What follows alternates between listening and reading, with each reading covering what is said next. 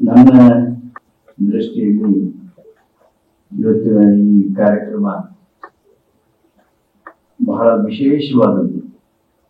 ಬಹುಶಃ ನಮ್ಮ ಕರ್ನಾಟಕ ವಿಧಾನ ಮಂಡಲದ ಇತಿಹಾಸದಲ್ಲಿ, ಕಾನೂನು ಹಾಗೂ ಸಂಸದೀಯ ವ್ಯವಹಾರಗಳ ಇತಿಹಾಸದಲ್ಲಿ ಮೊದಲು ಬಾರಿಗೆ ಈ ರೀತಿಯಾದಂತಹ ಕಾರ್ಯಕ್ರಮವನ್ನ ನಾವು ಏರ್ಪಾಡು ಮಾಡಿದ್ದೇವೆ. ಏರ್ಪಾಡು ಮಾಡೋದಕ್ಕೆ ಕಾರಣ ಅಂದ್ರೆ ದೇಶದಲ್ಲಿ ನಾವು ದಾಖಲೆಯನ್ನ ಸಾಧನೆ ಮಾಡಿದ್ದೀವಿ. ಸನ್ಮಾನ್ಯ ಸಿದ್ದರಾಮಯ್ಯನವರು ಮುಖ್ಯಮಂತ್ರಿಗಳಾದ್ಮೇಲೆ ಈಗ 2 ವರ್ಷ ಆಗೋದಕ್ಕೆ ಬಂತು. ನಾವು ಈ ಕಾರ್ಯಕ್ರಮವನ್ನ 2 ವರ್ಷ ಪೂರ್ಣ ಆಗೋದ್ಮೇಲೆ ಮಾಡಬೇಕು ಅಂತ ಹೇಳಿ ಪ್ರಯತ್ನ ಮಾಡ್ತಾ ಇದ್ದೀವಿ. ಒಮ್ಮೆ ಮಾನ್ಯ ಮುಖ್ಯಮಂತ್ರಿಗಳಿಂದ ತಾರೀಖು ನಮ್ಗೆ ಸಿಕ್ಕಿತ್ತು, ಆದ್ರೆ ಅನಿವಾರ್ಯ ಕಾರಣದಿಂದ ಅವಾಗ ಆ ಕಾರ್ಯಕ್ರಮ ಮಾಡೋದಕ್ಕೆ ಸಾಧ್ಯ ಆಗಲಿಲ್ಲ. ಈ ಅವಧಿಯೊಳಗೆ 2 ವರ್ಷದ ಅವಧಿಯೊಳಗೆ ನಮ್ಮ ರಾಜ್ಯದಲ್ಲಿ 100ಕ್ಕೂ ಹೆಚ್ಚು ಮಸೂದೆಗಳನ್ನು ವಿಧಾನಸಭೆ, ವಿಧಾನ ಪರಿಷತ್ನಲ್ಲಿ ಮಂಡನೆ ಮಾಡಿ ಅವುಗಳನ್ನು ಕಾನೂನು ಮಾಡಿ, ಆ ಕಾನೂನುಗಳನ್ನ ನೋಟಿಫೈ ಮಾಡಿ, ಪ್ರಕಟ ಮಾಡಿ, ಜನರ ಸೇವೆಗೆ ಅವುಗಳನ್ನು ಲಭ್ಯಗೊಳಿಸಿರ್ತಕ್ಕಂಥ 2 ವರ್ಷದಲ್ಲಿ 100 ಕಾನೂನುಗಳು ಆಗಿರೋದು ನಮ್ಮ ರಾಜ್ಯದಲ್ಲಿ ಮೊದಲ ಬಾರಿಗೆ ಅಷ್ಟೇ ಅಲ್ಲ, ದೇಶದಲ್ಲಿ ಅತ್ಯಂತ ಹೆಚ್ಚು ಕಾನೂನುಗಳನ್ನು ಶಾಸಕಾಂಗ ಅನ್ನುವಂತ ಹಿರಿಮೆಗೆ ಇವತ್ತು ಕಾರಣ ಆಗಿದೆ. ಈ ಸರ್ವಕಾಲಿಕ ದಾಖಲೆ ಶಾಸನ ರಚನೆ ಏನಿದೆ ಅದು ಸಹಜವಾಗಿ ಸನ್ಮಾನ್ಯ ಮುಖ್ಯಮಂತ್ರಿಗಳ ವಿಶೇಷ ಮಾರ್ಗದರ್ಶನ, ಕ್ಯಾಬಿನೆಟ್ ನಲ್ಲಿ ಅವುಗಳನ್ನ ಮಂಜೂರಿ ಮಾಡೋದು, ಪಾಸ್ ಮಾಡಿಸೋದು, ಶಾಸನಸಭೆಗಳಲ್ಲಿ ಚರ್ಚೆಯ ನಂತರ ಉತ್ತರ ಕೊಡಬೇಕು. ಕೆಲವರಿಗೆ ವಿರೋಧ ಪಕ್ಷದವರು ಒಪ್ಪೋದಿಲ್ಲ, ಕೆಲವರಿಗೆ ನಮ್ಮವರು ಒಪ್ಪೋದಿಲ್ಲ. ಅದಕ್ಕಾಗಿ ವಿಶೇಷವಾಗಿರ್ತಕ್ಕಂಥ ಭರವಸೆಗಳ ಸಂದರ್ಭ ಎಲ್ಲವುಗಳಲ್ಲೂ ಸಹಿತ ತಮ್ಮದೇ ಆಗಿರ್ತಕ್ಕಂಥ ರೀತಿಯೊಳಗ ಇವುಗಳು ಆಗೋ ಹಾಗೆ ಮಾಡಿರ್ತಕ್ಕಂಥ ಕೀರ್ತಿ ಮಾನ್ಯ ಮುಖ್ಯಮಂತ್ರಿಗಳಾದ ಸಿದ್ದರಾಮಯ್ಯ ಹೋಗ್ತದೆ. ಇವತ್ತು ನಾವು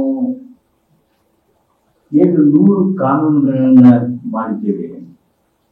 ಈ ಕಾನೂನುಗಳಲ್ಲಿ ವಿಶೇಷತೆ ಏನಿದೆ ಅಂದ್ರೆ, ಸ್ವಾತಂತ್ರ್ಯದ ನಂತರ 75 ವರ್ಷಕ್ಕಿಂತ ಹೆಚ್ಚಾಗಿ 78 ವರ್ಷದ ಈ ಕಾಲದಲ್ಲೂ ಸಹಿತ ಯಾರ ಬಗ್ಗೆ ನಾವು ಮಾತನಾಡ್ತಾ ಇದ್ವಿ ಆ ಕಡೆ ಕಾನೂನು ಸಿದ್ಧ ಮಾಡೋದು, ಕಾನೂನು ರಚನೆ ಮಾಡೋದು, ಕಾನೂನು ಪಾಸ್ ಮಾಡೋದು, ಕಾನೂನು ಜಾರಿ ಮಾಡೋದು, ಅವರು ನ್ಯಾಯಾಂಗದಲ್ಲೇ ಕೂತಿರ್ಲಿ, ಅವರು ವಿಧಾನಸಭೆಯಲ್ಲೇ ಕೂತಿರ್ಲಿ, ವಿಧಾನ ಪರಿಷತ್ನೊಳಗೆ ಕೂತಿರ್ಲಿ, ಎಲ್ಲರೂ ನ್ಯಾಯಾಂಗ ವ್ಯವಸ್ಥೆಯೊಳಗೆ, ನ್ಯಾಯದಾನ ವ್ಯವಸ್ಥೆಯೊಳಗೆ, ಕಾನೂನು ವ್ಯವಸ್ಥೆಯೊಳಗೆ ಇರುವ ಲೋಪಗಳನ್ನ ಹೇಳ್ತಿದ್ರು. ಆದ್ರೆ ಯಾವುದೇ ಪ್ರಯತ್ನ ಆ ಲೋಪಗಳನ್ನು ಸರಿಪಡಿಸಿ ಜನರಿಗೆ ಹೇಗೆ ಸೇವೆ ಮಾಡೋದಕ್ಕೆ ಸಾಧ್ಯ ಅನ್ನುವಂತ ಪ್ರಯತ್ನಗಳಿಗೆ ಹೋಗಲಿಲ್ಲ. ನಮ್ಮ ಸರ್ಕಾರ ನೋಡಿ, ಸಿವಿಲ್ ಪ್ರೊಸೀಜರ್ ಕೋಡ್ ಅದರ ಪ್ರಕಾರ ನಾವು ಏನ್ ಮಾಡ್ತಾ ಇದ್ವಿ, ಕೆಲಸ ಮಾಡ್ತಾನೆ ಇದ್ವು. ಸುಪ್ರೀಂ ಕೋರ್ಟ್ ಮಾಡಿತ್ತು, ಹೈಕೋರ್ಟ್ ಮಾಡಿತ್ತು, ಸಬಾರ್ಡಿನೇಟ್ ಕೋರ್ಟ್ಗಳು ಮಾಡಿದ್ವು. 48 ವರ್ಷ 50 ವರ್ಷದ ಪೆಂಡೆನ್ಸಿ ನಾವು ನೋಡ್ತಾ ಇದ್ವಿ. ಹೈಕೋರ್ಟ್ಗಳಲ್ಲಿ ಲಕ್ಷಗಟ್ಟಲೆ ಪೆಂಡೆನ್ಸಿ ನೋಡ್ತಾ ಇದ್ವಿ. ಸುಪ್ರೀಂ ಕೋರ್ಟ್ ನಲ್ಲಿ ಲಕ್ಷಗಟ್ಟಲೆ ಪೆಂಡೆನ್ಸಿ ನೋಡ್ತಾ ಇದ್ವಿ. ಸಬಾರ್ಡಿನೇಟ್ ಕೋರ್ಟ್ಸ್ ನೊಳಗೆ, ಡಿಸ್ಟ್ರಿಕ್ಟ್ ಜುಡಿಷಿಯರಿ ಒಳಗೆ ಸುಮಾರು 25 ಲಕ್ಷದಷ್ಟು ಪೆಂಡೆನ್ಸಿಯನ್ನ ನಾವು ನಮ್ಮ ಕರ್ನಾಟಕದೊಳಗೆ ನೋಡ್ತಾ ಇದ್ವಿ. ದಕ್ಷದವರು ಬಂದಿರತಕ್ಕಂತ ಪುಸ್ತಕದ ಆ ವಿವರ ನೋಡಿದಾಗ ಕಾನೂನು ಬಗ್ಗೆ ಗೌರವ ಇರುವವರು ಎಲ್ಲರೂ ಮುಖ ಕೆಳಗೆ ಮಾಡಬೇಕು, ಆ ರೀತಿಯಾಗಿರ್ತಕ್ಕಂಥ ಸತ್ಯ ಹೊರಪಟ್ಟರು. ಅದಕ್ಕೆ ನಮ್ಮ ವೆಂಕಟಾಚಲಯ್ಯನವರು, ಎಂ ಎನ್ ವೆಂಕಟಾಚಲಯ್ಯನವರು ಹೇಳ್ತಾರೆ, ಈ ಕಾನೂನುಗಳ ಬದಲಾವಣೆ ಆಗಬೇಕು. ಅವು ಬದಲಾವಣೆ ಆಗ್ತಾ ಇಲ್ಲ. ನಾವು ಈಗಾಗಲೇ ಹೇಳಿದ್ದೇವೆ. We have told them many times. We have told the concern many times. But they have not listened. That's why we have to tell them again and again. ಅನ್ನೋ ಮಾತನ್ನ ಹೇಳ್ತಾರೆ. ಹಾಗೆ ನಮ್ಮ ಸರ್ಕಾರ ಕಾನೂನುಗಳನ್ನ ಮಾಡೋದ್ರ ಮೂಲಕ ದೇಶಕ್ಕೆ ನಾವು ಹೇಳ್ತಾ ಇದ್ದೀವಿ. ಎಲ್ಲರಿಗೂ ಈ ಮಾತು ನ್ಯಾಯಾಂಗವನ್ನು ಮೊದಲು ಮಾಡಿಕೊಂಡು ನಮ್ಮ ಸೂಚನೆಯನ್ನ ಕೊಡ್ತಾ ಇದ್ವಿ. ಕರ್ನಾಟಕದ ಧ್ವನಿಯನ್ನ ಮುಟ್ಟಿಸ್ತಾ ಇದ್ವಿ. ಬಡವರ ಬಗ್ಗೆ ಕಾಳಜಿ ಇರಬೇಕು. ಕಾಳಜಿ ಎಲ್ಲಿತ್ತು? ಒಬ್ಬ ಬಡವನ ಕಟ್ಟರೆ 10 ವರ್ಷ 20 ವರ್ಷ ಇದ್ರೆ ಬಡವರ ಬಗ್ಗೆ ಕಾಳಜಿನ ಅದು. ಅದಕ್ಕಾಗಿನೇ CPC ಅಮೆಂಡ್ಮೆಂಟ್ ಮಾಡಿ ಬಡವನ, ಕೃಷಿಕನ, ರೈತನ ಕಟ್ಲೆಗಳನ್ನ 6 ತಿಂಗಳೊಳಗೆ ಬಗೆಹರಿಸಬೇಕು ಅಂತ ಹೇಳಿ ನಾವು ಕರ್ನಾಟಕಕ್ಕೆ ಸಂಬಂಧಿಸಿದ ಹಾಗೆ, ಕರ್ನಾಟಕದ ವ್ಯಾಪ್ತಿಗೆ ಸಂಬಂಧಿಸಿದ ಹಾಗೆ ನಾವು ಕಾನೂನು ಮಾಡಿದ್ವಿ. ಅದನ್ನ ಅಸೆಂಬ್ಲಿ ಕೌನ್ಸಿಲ್ ಅಲ್ಲಿ ಪಾಸ್ ಮಾಡಿದ್ವಿ. ಗವರ್ನರ್ ಅದನ್ನ ರಾಷ್ಟ್ರಾಧ್ಯಕ್ಷರಿಗೆ ಕಳಿಸಿಕೊಟ್ರು. ರಾಷ್ಟ್ರಪತಿಗಳು ಅದಕ್ಕೆ ಅಂಕಿತ ಕೊಟ್ಟು ಅದು ಇವತ್ತು ಕಾನೂನಾಗಿದೆ. ಇದು ನಮ್ಮ ಮೊದಲನೇ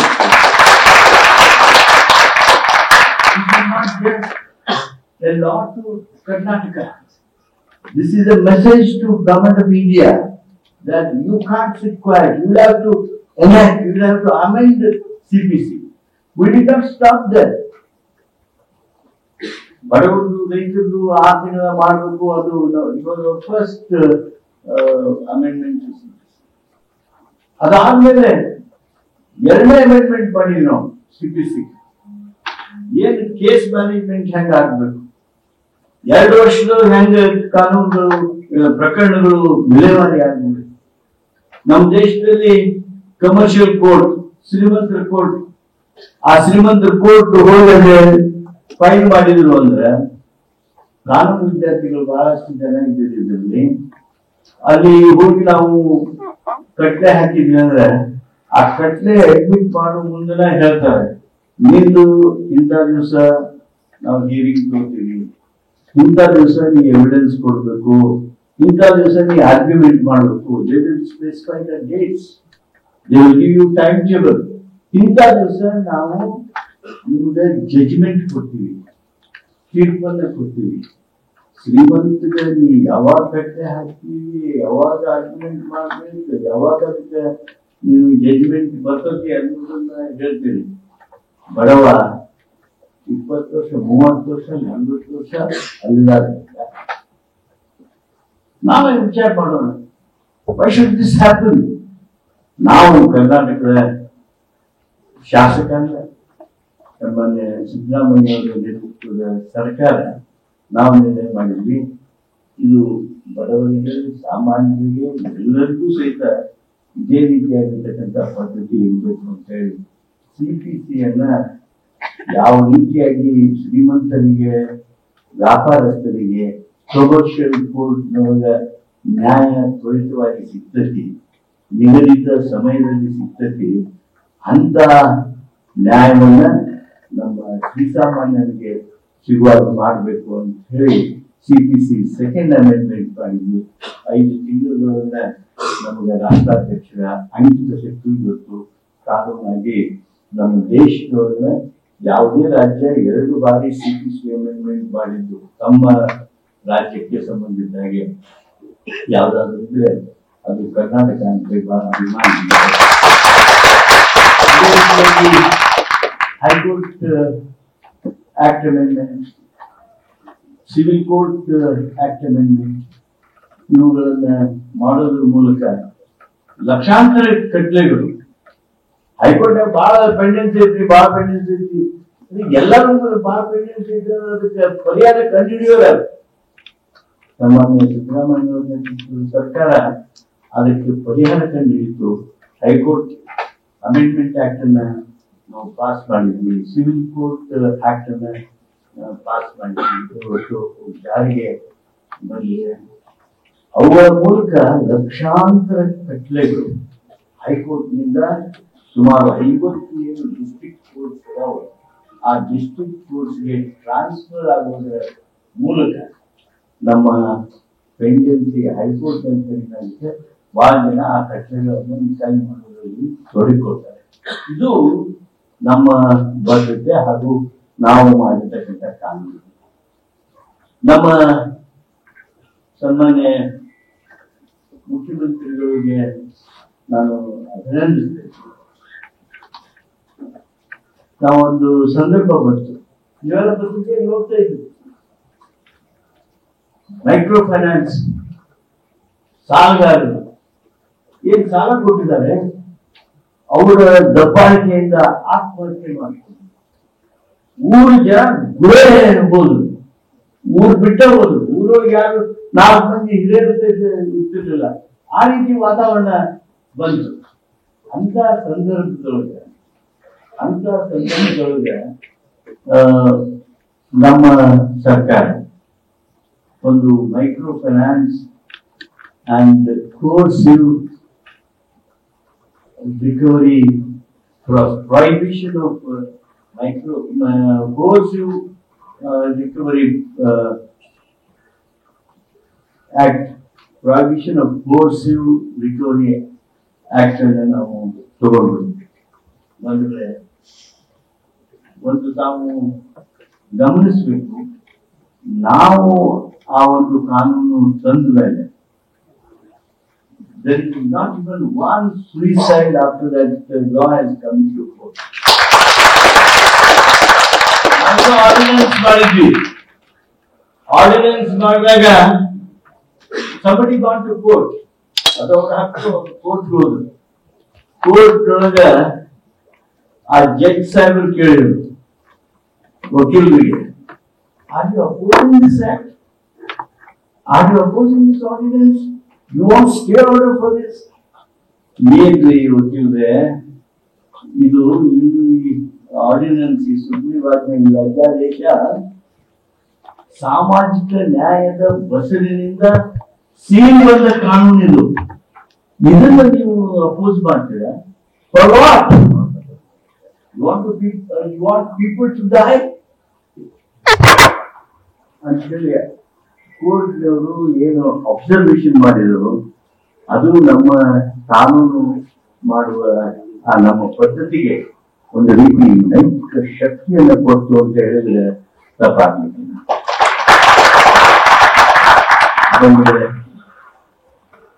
ನಾನು ಹೆಚ್ಚು ಮಾತು ಬಯಸಿದೆ ಅಂದ್ರೆ, ಈ ಕಾನೂನನ್ನ ಮಾಡೋದ್ರೊಳಗೆ ನಮಗಿಂತ ಹೆಚ್ಚು ಪೀಠದ ಮೇಲೆ ಕುರಿತು ಈ ಕಾನೂನು ಆಗೋದಕ್ಕೆ ಕಾರಣಭೂತವಾಗಿರ್ತಕ್ಕಂಥ ಪ್ರಶ್ನೆಗಳು ಹಾಗಗಳು ಮಾತನಾಡೋದಕ್ಕೆ ಸಮಯ ಬಹಳ ಕಡಿಮೆ ಆದಂಗೆ ಹೆಚ್ಚು ಮಾತು ಬೆಳೆಸೋದಿಲ್ಲ. ಆದ್ರೆ ಇಷ್ಟು ಹೇಳೋದಕ್ಕೆ ಬಯಸ್ತೀನಿ, ನಮ್ಮ ಈ ಕಾನೂನು ಮಾಡುವ ಪ್ರಕ್ರಿಯೆ ನಮ್ಮ ರಾಜ್ಯದೊಳಗಿನ ಬಹುತೇಕ ಪ್ರೊಫೆಷನಲ್ಸ್ ಏನಿದ್ರು ಆ ಪ್ರೊಟೆಕ್ಷನ್ ಆಫ್ ಪ್ರೊಫೆಷನಲ್ ಬಾಡಿ ಮಾತ್ರ ಅಲ್ಲ, ಪ್ರೊಫೆಷನಲ್ಗೆ ಅನುಕೂಲ ಮಾಡುವ ರೀತಿಯೊಳಗೆ ಕೆಲಸ ಆಗಿದೆ. ಈ ಜಸ್ಟಿಸನ್ನ ನೀಡುವುದರಲ್ಲಿ ಸಾಧ್ಯ ಮಾಡಿಕೊಟ್ಟಿರ್ತಕ್ಕಂಥದ್ದು enhancing access to courts, prohibition of violent methods of loan recovery, prohibition of charging of exorbitant laws, providing for development of tourist and pilgrimage places, laws providing for welfare measures, laws for improving efficiency administration, laws for addressing the needs of professionals, laws to systemize collection and spending of revenue, laws for conservation of culture and heritage. ಇಂಥ ಹಲವಾರು ಕಾನೂನುಗಳನ್ನ ಮಾಡುವುದರ ಮೂಲಕ ರಾಜ್ಯದ ಜನರ ನಿರೀಕ್ಷೆಗೆ ಸಮೀಪ ಬರುವಂತಹ ಪ್ರಯತ್ನ ಮಾಡಿದ್ದೇವೆ. ಈ 3 ಕಾನೂನುಗಳನ್ನು ನಾವೇನು 2 ವರ್ಷದಲ್ಲಿ ಮಾಡಿದ್ದೇವೆ. ಅದು ಒಂದು ರೀತಿ ನಾನು ನನ್ನ ಪಾಲನೆ ಹಾಗೂ law department ಅಭಿನಂದಿಸ್ತೇನೆ. ಆದರೆ ಇದೇ ಸಂದರ್ಭದೊಳಗೆ this is not a very big achievement of ours. Yes, this is the record. This is the record in the country. After 6 months, this record will be smaller. This record will be broken by the same law department. Now, 2 ವರ್ಷಗಳು ನೀವು ಕಾನೂನು ಈಗ 6 ತಿಂಗಳಲ್ಲಿ 49 ಕಾನೂನು. ಇನ್ನು ನಮಗೆ ಮಾನ್ಯ ಮುಖ್ಯಮಂತ್ರಿಗಳು ಬೆಳಗಾವಿಯಲ್ಲಿ ಅಧಿವೇಶನ ಮಾಡ್ತಾ ಇದ್ದಾರೆ. ಬಜೆಟ್ ಅಧಿವೇಶನ ಆಗುತ್ತೆ, ಗವರ್ನರ್ ಅಡ್ರೆಸ್ ಅಧಿವೇಶನ ಆಗುತ್ತೆ. ಆದ್ರಿಂದ ನಾವು ಇದೇ ವರ್ಷ ನಮ್ಮ ಈ ಅಜೆಂಡಾ ನೋಡಿದರೆ ಕಾನೂನು ಮಾಡಲೇಬೇಕಾಗಿರ್ತಕ್ಕಂಥ ಹಿನ್ನೆಲೆ ನೋಡಿದರೆ ಈ ವರ್ಷ ನಾವು ಶತಕವನ್ನು ಮುಕ್ತೇವೆ ಅನ್ನುವಂಥ ವಿಶ್ವಾಸ ಮಾಡಿದಂತೆ. ಇನ್ನೊಂದು ವಿಶೇಷ ಅಂದ್ರೆ ಕಿಲ್ಪಾರ್ ಸಂಸ್ಥೆ it is not parasite on government. ನಮ್ಮ ನಿರ್ದೇಶಕರಾದ ಚಿರಾನಂದ ಪಾಟೀಲ್ ಆ ಸಂಶೋಧನೆಯ ಹಿನ್ನೆಲೆಯಿಂದ ಬಂದರು. ನಾನು ಅವ್ರಿಗೆ ಬಹಳಷ್ಟು ಸಂದರ್ಭದಲ್ಲಿ ಹೇಳ್ತಿದ್ದೆ, ಇಂಥ ಕಾನೂನು ಆಗುತ್ತ ಅಂತ ಕಾನೂನು ಆಗುತ್ತೆ, ಬಟ್ ನೀವು ಅಸೆಂಬ್ಲಿ ಕೂಡಿ ನಿಮ್ಗೆ ಗೊತ್ತಾಗುತ್ತೆ what people want you understand ಅಂತ ಹೇಳ್ತಿದ್ದೆ. ನೀವು ಬರೇ ಟೀಚರ್ಸ್ ಕೂಡ, ವೈಸ್ ಚಾನ್ಸಲರ್ಸ್ ಕೂಡ, ನೀವು ವಕೀಲರು ಕೂಡ ಕುಂಟಾಗೋದಿಲ್ಲ. You know the people's voice ಅಂತ ಹೇಳ್ತಿದ್ದಾರೆ. ಅವರು ಇವತ್ತು ಅವರೆಲ್ಲ ತಜ್ಞರನ್ನ, ಆಸಕ್ತಿ ತಜ್ಞರನ್ನು, ಸಂಶೋಧಕರು, ಆಕ್ಟಿವಿಸ್ಟ್ಗಳನ್ನು, ಪ್ರಬಂಧಕರುಗಳನ್ನು, ಯಾರು ಸಮಾಜದಲ್ಲಿ ಕಳಕಳಿ ಇದ್ದವರಲ್ಲ, ರಾಷ್ಟ್ರ ರಾಜ್ಯ ಯಾವ ರೀತಿಯಾಗಿ ಮುಂದುವರಿಬಹುದು, ಈ ಕಾನೂನು ಅನ್ನೋದು ನಮ್ಮ ಸಮಾಜವನ್ನು ಸರಿ ದಾರಿಯೊಳಗೆ ನಡೆಸೋದಕ್ಕೆ ಸಾಧ್ಯ ಇದೆ.